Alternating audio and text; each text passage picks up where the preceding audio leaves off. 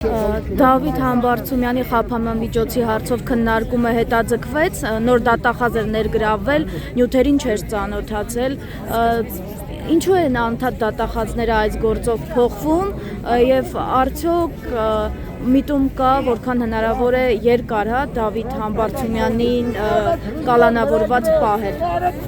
Իրավական գործընթացների մասով առանձնապես մեկնաբանություն չեմ կարող տալ, որովհետեւ այդ դատախազների փոփոխություն, նիստի հետաձգում եւ այլն, ես անկեղծ ասած շատ բան չեմ հետևում,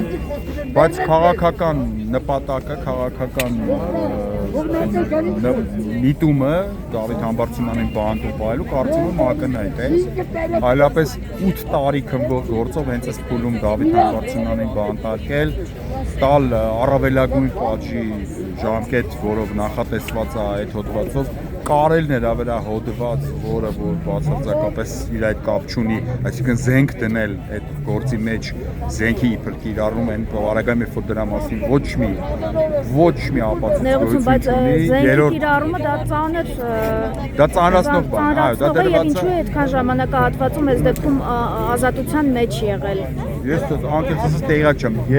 երրորդ մաս դնելու համար է դա արվել։ Մի խոսքով ամեն ինչ այս գործի մեջ ամեն դետալ այնպես է ձևախեղված, որ արդյունքում ունենք մարդ, որ բանտարկված է, ինչպես գիտեք նաև նա իր կալանքի մասին, իր բանտարկության մասին լուրը լսեց, երբ որ Մոսկվայում էր գտնվում, սակայն որոշում կայացրեց վերադառնալ եւ հայրենիքում բանտում լինել։